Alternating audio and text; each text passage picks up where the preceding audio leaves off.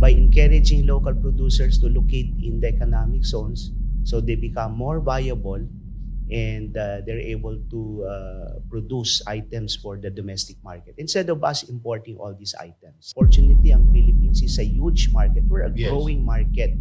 One of the biggest, in fact, in the region. Pagdating sa fiscal incentives, although nakakalamang na tayo, pero yung quality of infrastructure, malayo tayo sa ibang bansa. Magandang umaga sa kanilang lahat at ngayon ay isa na naman tayong podcast sa araw na ito at isa itong episode na I think would interest everyone. Napaka-exciting ang nangyayari sa investment sector of our economy in our country.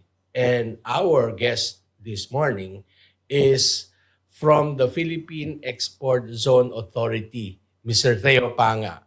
Is it Panga? Panga? It's actually Panga. Panga. Like Pampanga. Like Pampanga. Like Covabonga. Yes. Okay. Good morning. I will not run through your voluminous background, educational, professional, kasi every time you're introduced in public, people know about it. But what's more important right now is, what is PEZA all about? Okay, so good morning, Tito, and to all your televiewers. Thank you for having me in your program. It's a pleasure. So I'd like to start by describing PEZA. So it's a Philippine Economic Zone Authority. Not export. Yeah, it's actually, if you're familiar with the old EPSA, that was Yes. our predecessor. So in 1969, when it was established, we were actually second in the region to have introduced the EcoZone program. Region meaning Southeast Asia. Yes, we were actually next to Taiwan to have experimented because at that time it was a new concept Oo. when then President Marcos Sr. introduced the EcoZone Development Program. And then from there, 1969, we were established in 1995 and we were empowered so that our mandate now is to cover nationwide, setting up all economic zones so that we can generate employment, exports, and other economic opportunities for the country. So basically, that's the mandate of PEZA. We're into the development, management of economic zones. And we have many types of economic zones from manufacturing to agro-industrial. We have the IT centers and parks. And lately, we have ventured into other types of economic zones, which we call new frontiers in EcoZone development. Pero ito lahat, dapat export na industry. Well, nung under the old regime, the bias is really for export-oriented industries. Okay. Pero nung napasa ho yung CREATE in 2020, it empowered us, authorized us to grant incentives even for domestic market-oriented projects. So marami na ho tayong naglo-locate na not necessarily just export but also looking into the domestic market. So maganda yan. So parang nagkakaroon ng level playing field, so to speak. Are the domestic producers and export producers, do they enjoy the same Well, incentive? yes. So this is a new provision in the law. So nung naglo-locate na ho yung mga domestic market-oriented projects, and many of these are Filipinos, so they get to enjoy fiscal incentives as well. So ang nangyayari ngayon, it's one way we can promote import substitution. That's actually a development strategy kasi for the longest time, we've been too dependent on imports so that we miss out already on manufacturing. So by encouraging local producers to locate in the economic zones so they become more viable and they're able to produce items for the domestic market instead of us importing all these items. I see. Napakaganda. When did it start? Well, 2020 ito napasa yung CREATE. So purposely ang naging strategy niyan is how we can stimulate yung domestic manufacturing because Okay. we cannot be dependent also on export producers because most of these are looking at the international markets. Oo. So that will make us still dependent on imports. So nang ginawa itong strategy ito, dalawa actually ang types of domestic market-oriented projects na pumapasok. Which are? One is yung mga those Filipinos that are already manufacturing but would want to scale up yung production nila, and so they wish to be in the economic zones to benefit from the ecosystem. The other one is yung sinabi kong import substitution. They may be foreigners, but the idea is instead of exporting their products to the Philippines from where they are manufacturing, we're telling them, dito kayo mag-locate and you can be closer to your market. And fortunately, ang Philippines is a huge market. We're a Yes. growing market. One of the biggest, in fact, in the region. Sa dami ng Pilipino. Yes, I think the latest count now is 119 million. It's still growing, counting 2% annual growth rate. Wow, that's a lot. Now, na-measure ba natin kung ilan na yung mga domestic producers or producers for the domestic market? How many have already moved to PEZA areas? Well, ito, there's a surge actually. Nagulat din kami kasi barely 6 years running into this create more programs with the incentives. Ang naging mix ngayon are 60%, I would say, export and 40%. That's a lot. And it's picking up to about 50% level. So it's becoming 50-50. Pero napansin ko, parang may mga areas not within. For example, in Mactan, no, in saan pa ba, sa Bataan, sa Cebu, in Misamis Oriental, may malaking area diyan. Meron din silang tinatawag na mga IT parks or parang PESA accredited structures. So it doesn't mean that you have to be in that certain PESA location. Well, the basic requirement is that you have to be in a PESA zone. So yung siguro you're referring to yung mga IT centers because this is a lot different from yung mga horizontal type of development. Ang tawag natin dyan, vertical. So those are actually proclaimed by the President and are under PESA's supervision, yung mga IT parks and centers. Also? Yes, they're under PESA. So para maging PESA ka, if you are into manufacturing, whether for international, domestic market, that means you have to be in the zone. Yes, yes. I see. Kailangan ma-proclaim muna ni President yung economic zone. So initially, we deal with the developers. Ito yung mga real estate developers. They come to us to register their properties to be converted into economic zone. And then once it is proclaimed by the President, only then they can start hosting companies to actually locate. So yung mga locators will have to apply directly with PESA, and through the PESA board na lang yun. It doesn't have to go through the office of the President. So ngayon meron kang number of square meters of all these eco zones. Kumusta? Puno na ba? Napupuno na? Are we opening more areas? Well, yes. In PESA, the minimum requirement, the minimum lot area to qualify for manufacturing economic zone is 25 hectares. Malaki pala. Yeah, but actually maliit na yan. By standards, the ones we're getting are easily 100 hectares and above. For the entire zone? Yes.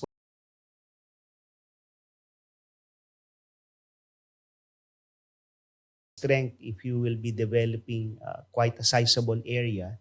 In fact, some are already looking into township development because this is the new trend now which we see in other best practices in other countries. So, nandun yung place of work, nandun yung residential, nandun yung eskwelahan. Yes. Now, when you say an eco zone, paano yung mga infrastructure? You build the roads, you build the phone lines, the electric and water.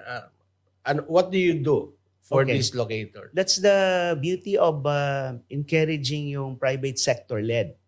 So because this is private sector-led, it's the private investor putting in the money, making sure that they put in all the amenities, and some are even buying for the green investment, the green label, so that they can be attractive. So actually, malaking tulong ito sa gobyerno, gawa ng they don't have to be a burden, asking government to provide money to develop the property. It's all private sector-led. Wow. So from road networks to embedded power, water, the warehouses ready for occupancy buildings, these are actually shouldered by the private sector. So ito, because we know well that foreigners cannot own land, Yes. So it makes sense for them to be partnering with yung local developers natin. But this is not your typical developers na they will just rely on their own resources, talking about Filipino developers. So many of them, the successful ones, have partnered with leading international developers also. Like if you're familiar with Laguna Technopark, Yes. that's a partnership between Ayalas and Mitsubishi. Yung First Philippine Industrial Park, Lopez's with Sumitomo. So Okay. Carmel Ray with Jurong Town and the Yulo. So ang idea dyan, if they partner with an international real estate developer, itong mga partners nila will be the ones bringing in yung potential locator companies. So that has been the formula so that you see leading ecozone developers successful in bringing in their mix of industries, and many of these are foreigners and export-oriented industries. Ang ganda pala. So, and then what the role of PESA is to accredit them, right? Yes, yes. Oo, tapos bibigyan mo sila ng sort of permit. Yes. Pero you Exactly. do campaign. I Well, mean, yes, do yes. investment, ang tawag doon, promotion abroad. Yes, yes. Yeah, so tama yan kasi we go beyond the mere registration of projects. Ang parati kong sinasabi sa management namin, sa team namin is PESA cannot be just good at promoting investment. But equally important is to be good as well in facilitating investments, because this is where service differentiation will come in. Kasi all things being equal, pagdating sa fiscal incentives, although nakakalamang na tayo, pero yung quality of infrastructure, malayo tayo sa ibang bansa. So it's how we handhold these investors and make it easy for them, and investing in a lot of automation, like probably in government, we're the first one to have ventured into cashless and paperless. So we do a lot of Cashless and paperless. Yes, transaction system. Kasi we need to compete with the leading free ports, ecozones worldwide. So we're not happy just looking at the gold standards, let's say Singapore. We're finding ways how we can probably even do better than them. Then we have fighting chances that we can be a major draw for investors. So nandyan yung facilitation ng permits, even when it comes to investment promotions abroad.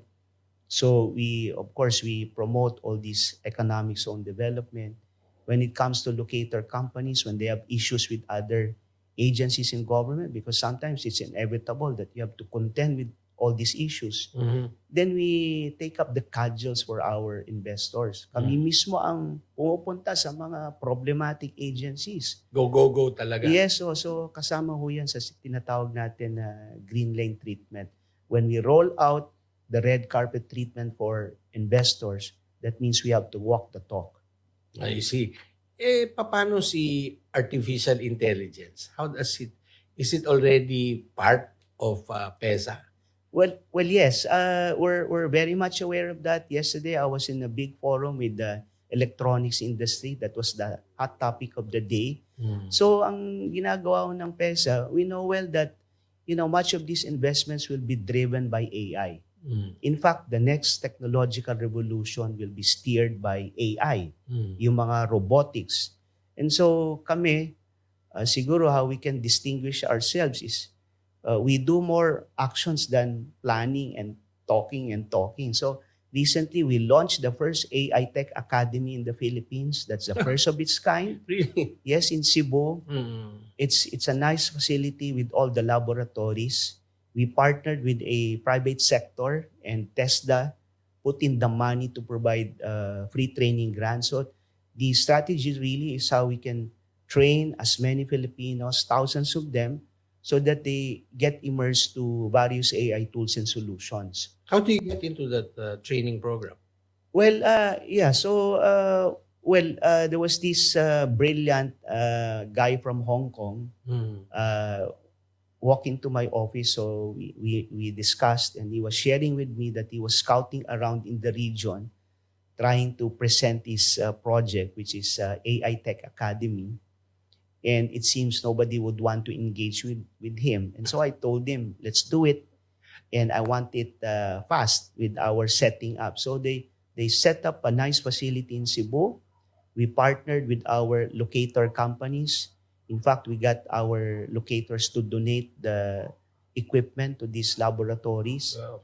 And then the guy had his curriculum accredited by TESDA. And with that, we were able to launch immediately the academy. So the idea is we want to roll it out nationwide. This time, it has to be face-to-face because, this is new to many of us, the concept of AI. But we're thinking of having it hybrid also, combination of physical and online. But I want it also replicated in Metro Manila and in other areas where we have huge concentration of economic zones and locator companies. Galing naman. Parang automatic, no? Parang kahapon lang nakita kayo, tapos ngayon may eskwelahan na. Sayang kasi ang momentum. We need to do a lot of catching up. In fact, yung sa tinatawag ng mga upskilling, reskilling, ngayon dalawa lang tiningnan natin na I would consider that are really critical skill set. One is on AI, which is more knowledge-based, which will have 2 tracks. One is yung sa IT BPM. The other one will cater more to advanced manufacturing. What's BPM? Yung mga IT, yung mga information technology. Kasi may AI application din yan eh.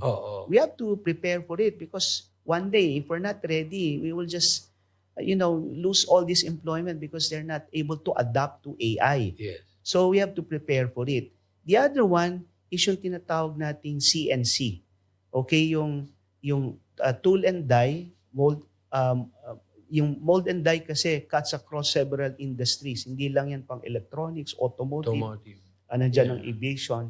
It talks about precision tooling, mga ganyan. So, as early as 5 years ago, nung nakita natin na we lose a lot of Filipino talents to poaching by companies from abroad kasi highly sought after ang mga Filipinos. Yung isang CNC machine is a multi-million dollar equipment. So it takes a lot of resources to be able to train yung mga talagang CNC machinist. So maraming nawawala. Sabi ko, we cannot take this sitting down. So what we did, we partnered with the DOST and also yung private sector, yung Philippine Die and Mold Association. We put up the first Industry Excellence Center in Cavite, Economic Zone. It's a 35 million worth of building. It's really a nice training facility and where the Korean government donated some probably $8 million to deploy the most high-tech CNC equipment. Wow. So as a result of that, we've been training thousands of Filipinos. Then I said, I don't mind losing them to, if they want to seek greener pastures abroad, okay lang as long as we can ensure yung steady flow of talents. Okay. So ngayon, yung capability natin na yan, we're becoming known already so that we get the most high-tech aviation companies locating here because of that capability. But we need to scale up more. Not just in Cavite, I want it in Cebu and in other parts of the country. That's very good news. Pagdating naman sa, for example, yun nga ang common misconception, or I don't know if it's a misconception, that AI will remove human labor. Yes. Paano yun? Is that true? Is there a certain truth to it? How do we prepare for it? Like training them with all this technology? Well, yes. So eventually, you will need the human still to somehow drive AI. It cannot be AI by itself alone. So the key is how we are able to adapt to this technology. Kasi kung wala kang preparations at all, then one day, lalo na yung hindi masyadong high-tech type of work, so alimbawa yung voice na activity. So if you're with government, then because of your preparing for AI, then you get to decide already which types of investments that we should be promoting for the Philippines. Should we go more for the non-voice because of this AI penetration into this industry? So something like that. So at least we're able to prepare our workforce so that instead of just simply doing voice type, they can also shift to something non-voice. In fact, sa IT-BPM, they call it yung mga global capability centers because this is probably the highest in terms of the value chain And these are the ones we're getting already in the Philippines. Hindi lang yung customer relations, customer support, but they now go into tech support and including software development and knowledge-based skills like or yung mga legal, accounting, even remote digital health. So these are the new spaces that we're venturing into so that we can be competitive as an investment destination. How attractive are we now? I mean, from the time that you took office, anong score ng Pilipinas ngayon compared to other investment areas in the region or even the world? Okay. So I can only speak for PEZA. Just to clarify, I can't be speaking for the economy. But you know, Yes. ang sinasabi namin is PEZA can be like the microcosm of the bigger economy. I'm saying that because you know, PEZA accounts for easily 60% of the total country's exports.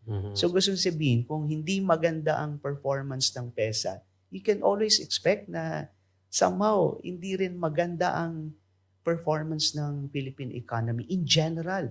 Kasi the bulk of the FDI are coming in through PEZA, yung exports.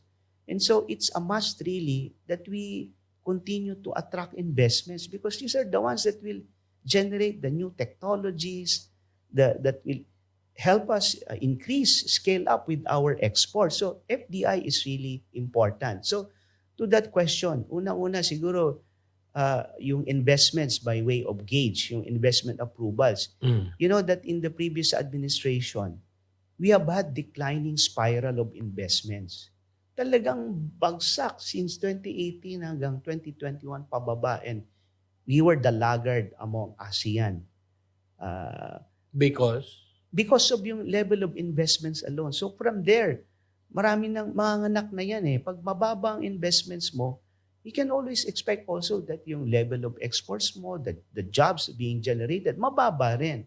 But when President Marcos assumed into office in 2022, that was when I was appointed also, somehow we were able to quickly recover. Coming in from the pandemic, coming with all the effects of pandemic, somehow in 2022, we were able to recover. And since then, we have had upward trajectory of investments. What changed? Well, it's really yung restoring the investor confidence. Which, in plain terms, what made them confident about the Philippines? Well, there's new administration. We can mention yung somehow more solid economic fundamentals, how we were able to address inflation, put in the necessary reforms like create more. And recently, the President has also announced yung mga big, bold reforms. I mean, these are game-changing reforms that will probably provide us the edge over our competitors in ASEAN. So, because of that, in PEZA, we have had positive growth and consistently at that, increasing every year. So, and then you look at also the performance of the Philippine economy in terms of GDP growth rate. So I think this has been our saving grace. You know, ang GDP growth rate is a sign of economic strength. Yes. So if you look at the other side of yung equation, like I'm saying, we can be the microcosm, but this time I look at the GDP growth as a sign of economic strength. So that when we have higher GDP growth rate, we can also expect a higher level of investment approvals for PEZA. And this is true in the case of other investment promotion agencies. So, Marcos administration were one of the fastest growing economies consistently, although second to India. Admittedly, in 2025, because of the lower spending by government, there was a decline in GDP growth, but I would say it's a temporary setback because this year even IMF is projecting that we will be back on a growth trajectory, so that government is looking at probably 5 to 5.5% GDP growth in 2026, which makes us still one of the best performing economies in the region. Ngayon, yung sinasabi natin nga yan na microcosm ang PEZA of how the economy in general, uh, the state, no? Yung increase in investors, the confidence, did we give more? Did we lower something? Did we increase Yes. something? Yes. Right now, ano bang incentives? Yung create more kasi, I would say it's really high impact. Kasi yung mga investors kasi when they consider locating in a certain country, contrary to what economists would say na it's not a compelling factor, we know it better because we deal with these investors. So Okay. sometimes the starting point for negotiation is they tell us, this is what we will get if we will invest in, let's say, even Singapore, the most advanced economy. They give incentives package to investors. So Vietnam, Thailand, Malaysia, they all do the same. Yun yung common denominator in all this. May incentives tapos they operate their own type of special economic zone. So meaning, dyan sa aspect na yan, nakaangat tayo kasi if you look at the length of the running of incentives alone, we've studied the other economies in the region. Sila, ang the longest that they will probably give to investors is from 15 to 20. Okay? In our case, under the Create and Create More regime, tatlong timelines na yan. One is, if it's below 15 billion pesos, the longest that you can get is 17 years, combination of income tax holiday and special corporate income tax. If it's above 15 billion pesos, that will give you another 10 years, so that will make it 27 years.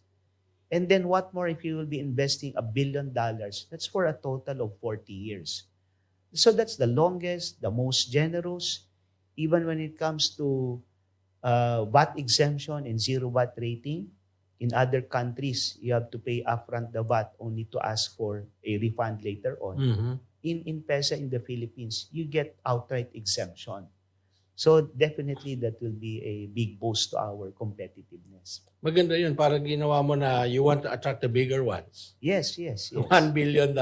Yes. And, big ticket, we call it. Big ticket Yes. projects. Yeah. Tapos ngayon, sinasabi nila na ang Pilipinas daw is consumer-driven. Yeah.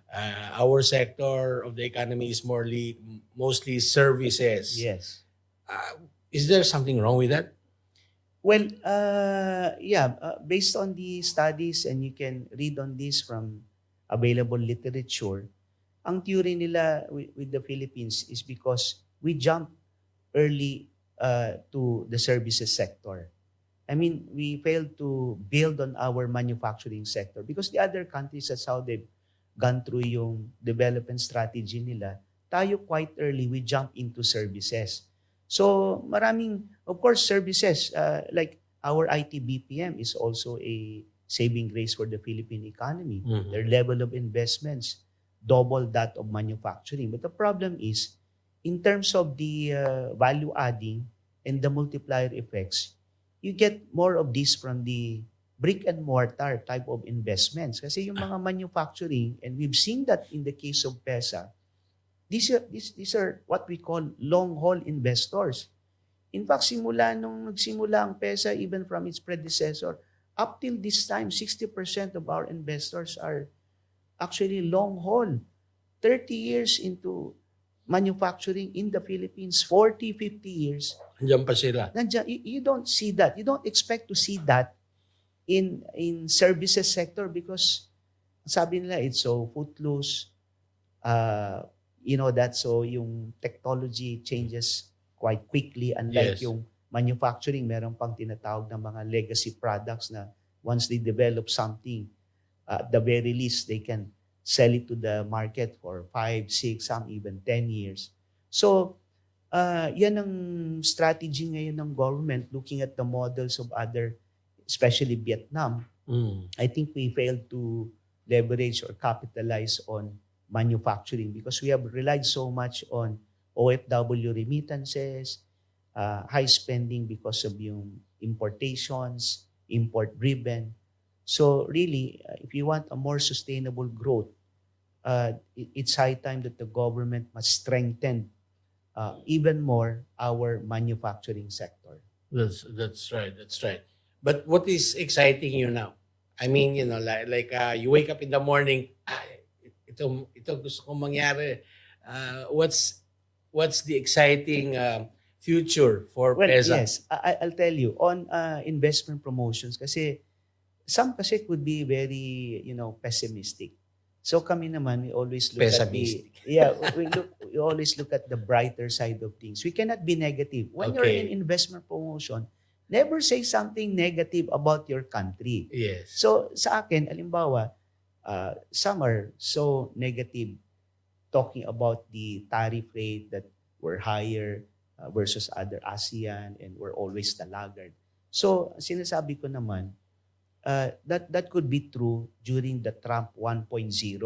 Remember the first round that President Trump imposed all these import tariffs. Yes. So all roads would actually led to Vietnam. So Vietnam getting all the benefits because of the relocation of this company shifting production out of China. Now, but with this Trump 2.0, okay, ang feeling namin, and we can see from the trends, that the Philippines is the next China +1 +1. Really? Yes. So we see Nice. that, yes, we see that happening because in the case of Chinese investments in the Philippines through PESA, it's 15 times bigger compared to their 2024 investments. You look at the American investments, it's only recently that there was an uptick in American investments. They have tripled the level of investments in 2024. So we see this because of the diversification of the global supply chain and companies still in China but are now looking at shifting production in favor of more resilient, more neutral countries like the Philippines. Galing. So, Oo. yung pagpapasok, yung sa araw-araw na pumapasok at when we do investment promotions abroad, I see now the heightened interest Mhm. of these companies, investors. But I think ang talagang kung if there's anything that we can attribute as a result of all these, companies now looking at Philippines, getting the attention of the Philippines, is because of our huge talent pool. In terms of productivity, we're a lot higher compared to other countries. Yung ability to communicate in English makes us more trainable, highly trainable. And then, of course, yung natural trait ng Filipinos being they can be loyal, they're work quality oriented. So this means a lot to investors. And this, in fact, marami kaming kwento ng mga companies na first time they venture into the Philippines with the objective pala na other than setting up here, whenever they will set up offshore, they bring the Filipinos, setting up yung mga operations nila abroad. So imagine that. Yung mga aging societies like Japan, the value proposition that I tell them is that when you set up in the Philippines, you may be small. You don't have to give up your operations in Japan. Because when you set up in the Philippines, we have surplus labor.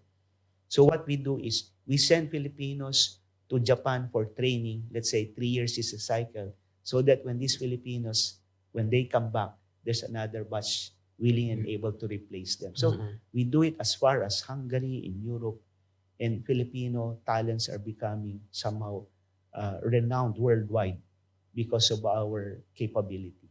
Wow, that's fantastic news, and I'm excited really that this morning we heard all this. Tama nga naman. So tulungan natin ang ating bansa by being positive always. When we wake up in the morning, bring it on because the Philippines is go, go, go, not just for PESA, but for other sectors. And ang tawag din ito, masarap pakinggan at maganda na parang meron tayo talagang malaking kinabukasan na hinaharap para sa ating bansa at Pilipinas. So maraming salamat Teo, I'll call you Teo Panga. Yes. Sana makabisita tayo doon sa mga, especially sinabi mong AI Academy na nasa Cebu ngayon. We will invite you hindi lang sa mga yung mold and die, yung AI Academy natin, but we want you to witness the high-tech companies that we are now hosting in the Philippines. Magugulat ka kung gaano ka high-tech at ano yung kapasidad natin na tulungan sila to grow and expand their business in the Philippines. Oo nga, sige. Siguro, yung ating mga social media post, tigilin na nga muna natin yan yung napakaliit na hall dyan sa may Rojas Boulevard. Kasi mas malaki ang magagawa natin para sa ating bansa kung maririnig natin at makikita natin ang mga ginagawa na masisipag na mga kapwa Pilipino. Maraming salamat ulit. Maraming And salamat, Tito. that ends our wonderful podcast. The Sun Podcast. Watch out for other episodes. You may like, share, subscribe on YouTube.